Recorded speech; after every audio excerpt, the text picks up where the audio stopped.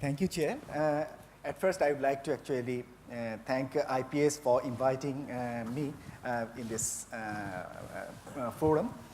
This paper is jointly prepared by myself and Professor Mustafizur Rahman. And the title of the paper is The Development of the Private Sector in South Asia, Addressing the Challenges for Building Competitiveness. I would actually like to focus on the analytical frame, that how we actually see the competitiveness of the private sector. Instead of a broad generalities, I like to go for in a micro level aspects there in the frame. Then I will actually discuss about the dynamics and changes of the private sector in South Asia. And after that, in a more on a forward looking part or a more developed part, that how the supply chains and the production networks is in operation in South Asia. Afterwards, then I will discuss about the competitiveness of the private sector in Southeast Asia, and like to take some lessons from there, and finally some policy messages. As the chair mentioned, that we understand that private sector is playing the key role in South Asia, and this is basically with the policy deregulation and the liberalization that has taken place over time in the last 3 decades. That we understand, and this figure also reflects that how over time major economic indicators have actually improved in South Asian context. But even then, we understand that the region has still be one of the least competitive region, and except India and partly Sri Lanka, major countries are ranked at a lowest quarter in most of the competitive indicators.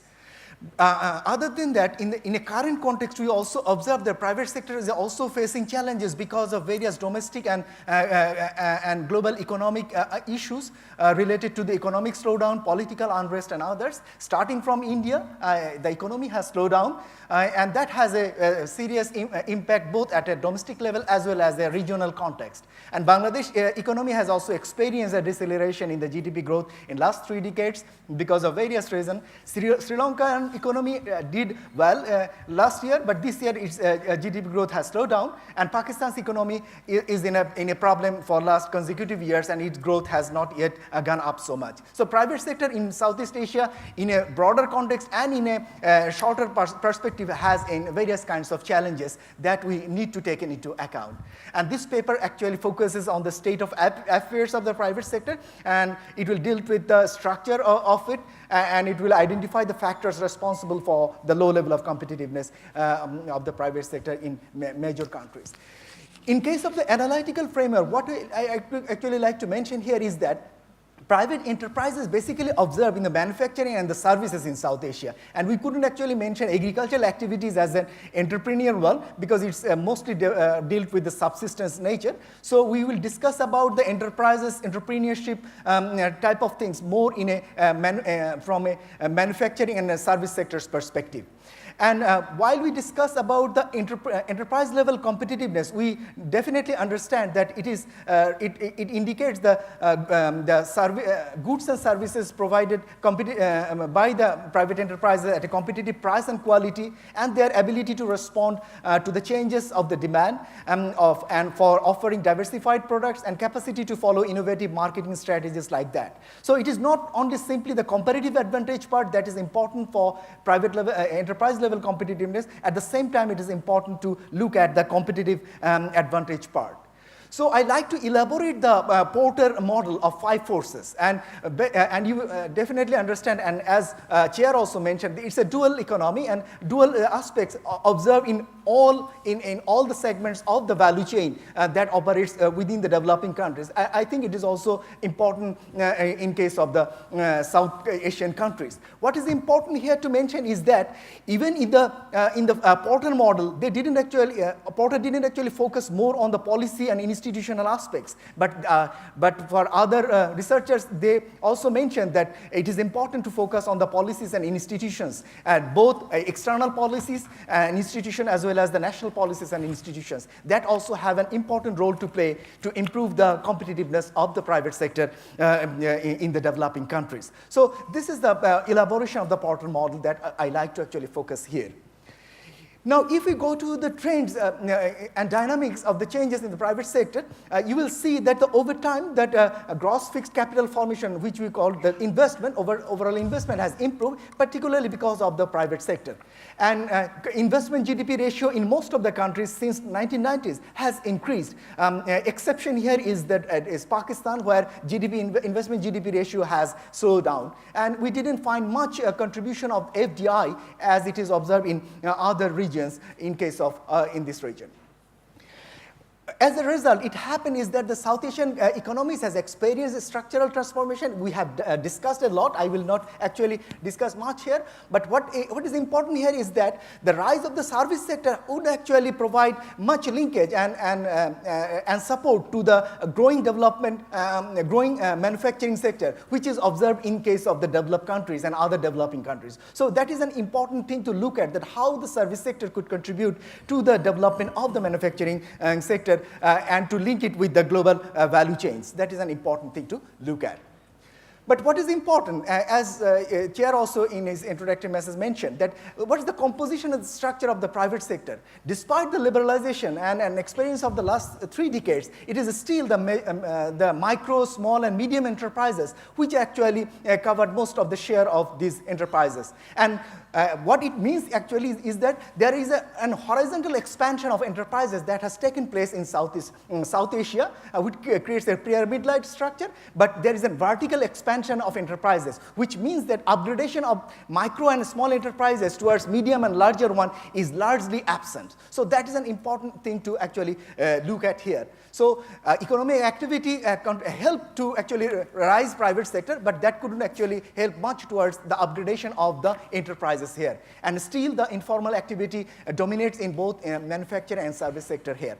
In case of the entrepreneurship, we didn't find much about the Schumpeterian type of entrepreneurs who can take risk, innovate, and do marketing. Rather, we observed that most cases these firms are risk averse and less innovative, and a large part of these enterprises operate on a subsistence pressure. So such a benchmark of enterprises and entrepreneurs in South Asia create a very low-level benchmark for development of the private sector in this region. And the same is true for the foreign-owned enterprises. There is not so much presence of the foreign-owned enterprises in South Asia, and it is the lowest recipient of FDI compared to the other regions. Well, except India, none of the locations are considered to be very locationally advantageous for the multinational enterprises. And interregional FDI is very, very low, and other than India, none actually made significant outward investment within the region. So, but at the same time, it is true that most countries have a favorable FDI policy here. They have pre-entry establishment policy, post-establishment policy, but didn't actually provide much improvement there. So such kinds of structure of private sector and the private enterprises reflects in the performance in terms of productivity of capital, in terms of the productivity of labor. And labor capital ratio, productivity of capital didn't actually show much improvement over the last 3 decades, and some better improvement reflected in Sri Lanka, Bhutan, and Bangladesh, but not so much in other countries. India's and the sources of growth of productivity is different for different countries, where India's it is more on capital and the total factor productivity, while for others it is more on growth of the capital. In case of the labor productivity, we found that there is a huge difference between industry and the service sector, and within the manufacturing sector, we found huge difference of productivity. So that also indicates that how different kinds of industries have developed within the region, and that also will create a problem when we actually like to do an interlinkage between different kinds of activities within a value chain process. So what we observe in case of private sector development is that the first is the policy challenge. Though there are lots of favorable policies for private sector development, and that also provided various incentives and supports, and that also contribute to some extent of reduction of production costs and provide advantages over imported goods and fiscal support to encourage raising productivity, but didn't actually contribute much. And there are budgetary supports there also, and competition policy is also prevalent there to some extent, but that would actually not create a much competitive private sector and much inclusive private sector in South Asian region. And also, the major challenge here is that most cases these measures are focusing on the formal enterprises only. And there is a huge informal sector that has been left out in this process. And the preferential sectors have sometimes is biased because of the pressure of different groups, and poor institutional linkage is also a bottleneck here. And sometimes bilateral level, there are different policies have been taken which are to support the domestic industries against the competition of the imported products. And the non-tariff barriers, we know it very well, so that also created a much bottlenecks there.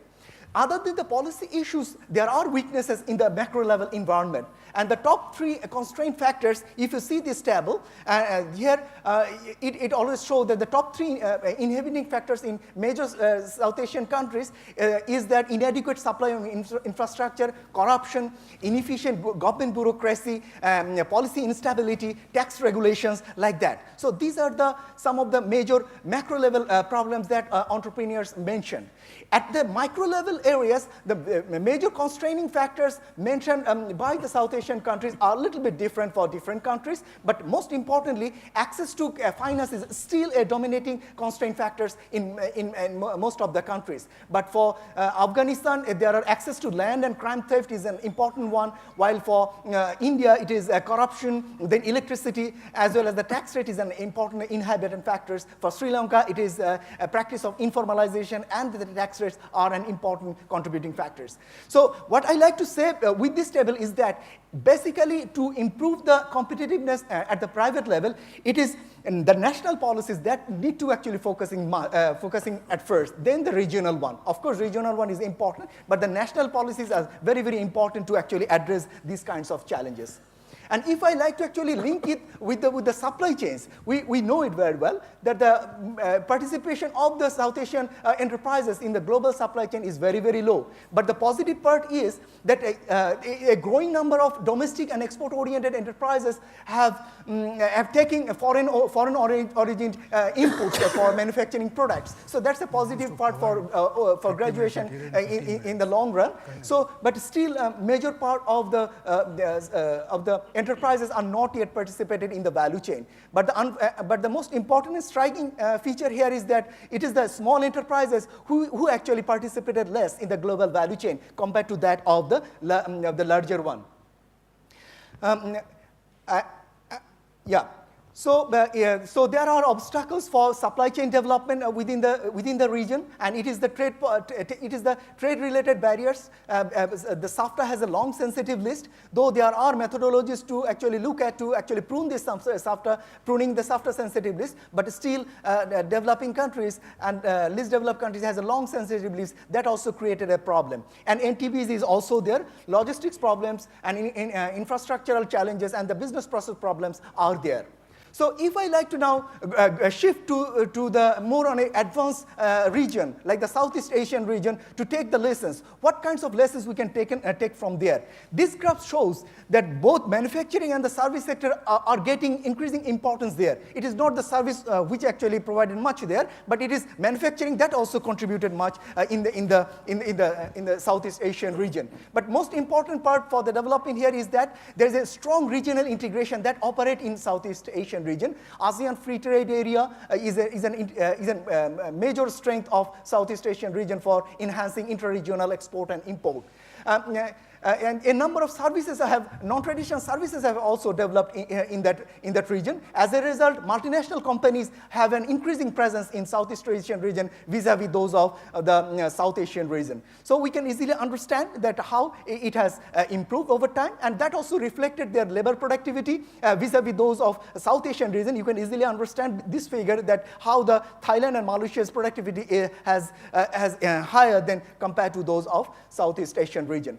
What are the factors that contributed much to the growth of Southeast Asian region? First is that favorable macro policies, and it is their price stability that has contributed there. It is the stable inflation rate that also contributed there. It is the keeping the interest rate at a low level that also provided support there. And some of the Southeast Asian countries have followed a coordinated exchange rate policy to stabilize the currency there. So those kinds of macro policies have supported there.